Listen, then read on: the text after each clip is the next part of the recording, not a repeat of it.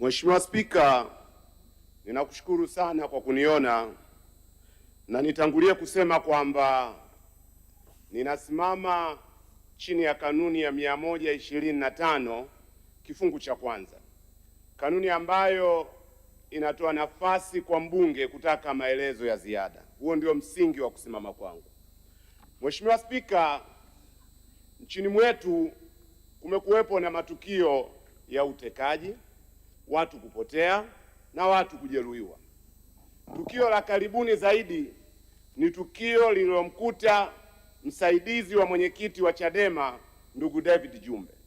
Kwa vile wizara hii inahusu usalama wa raia, nimesimama kutaka maelezo ya ziada kutoka kwa waziri.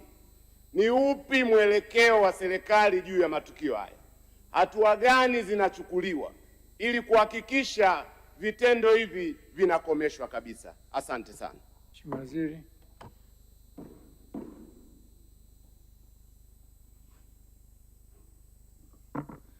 Mheshimiwa Spika, kwanza nimshukuru sana Mheshimiwa Ado Shaib, mbunge na wakili msomi, kwa hoja hii.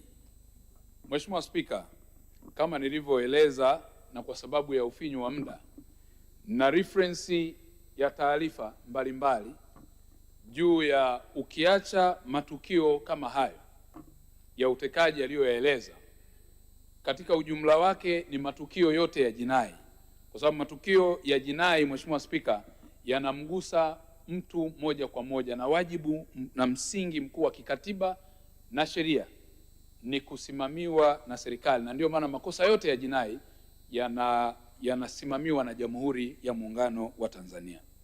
Mheshimiwa Spika, katika swala hili ameuliza mambo mawili. La kwanza mwelekeo, lakini ya pili hatua. Katika kuhusiana na masuala ya mwelekeo, tayari tunayo katiba ya Jamhuri ya Muungano wa Tanzania ambayo inakataza na inakataa masuala haya, lakini vivyo hivyo tunayo sheria nyingine ya kanuni za adhabu, Penal Code Cap 16. Hii sheria inaeleza kama tutatokea tukio la namna yoyote ile dhidi ya shambulio kwa mtu au kwa utaratibu ambao upo nje ya utaratibu wa sheria, maana yake ni kwamba chombo ambacho kinahusika na masuala ya usimamizi wa ulinzi na usalama na upelelezi itachukua hatua.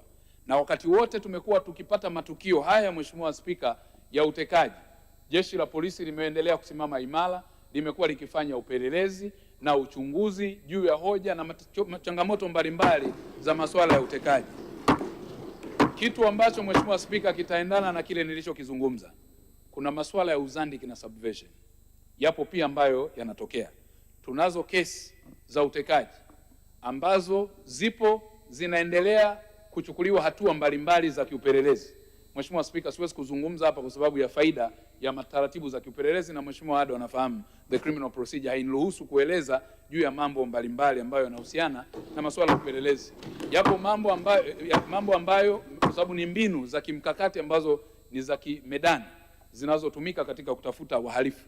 Lakini pia zipo kesi mbalimbali katika mahakama zetu ambazo zilipelekwa kwa utaratibu ule wa kama makosa ya jinai, ambazo nazo pia zipo zinazoendelea, zipo ambazo zilionekana hazina mashiko. Kwa sababu Mheshimiwa Spika, swala la kusema jambo au kutuhumu ni moja, lakini la pili ni ushahidi.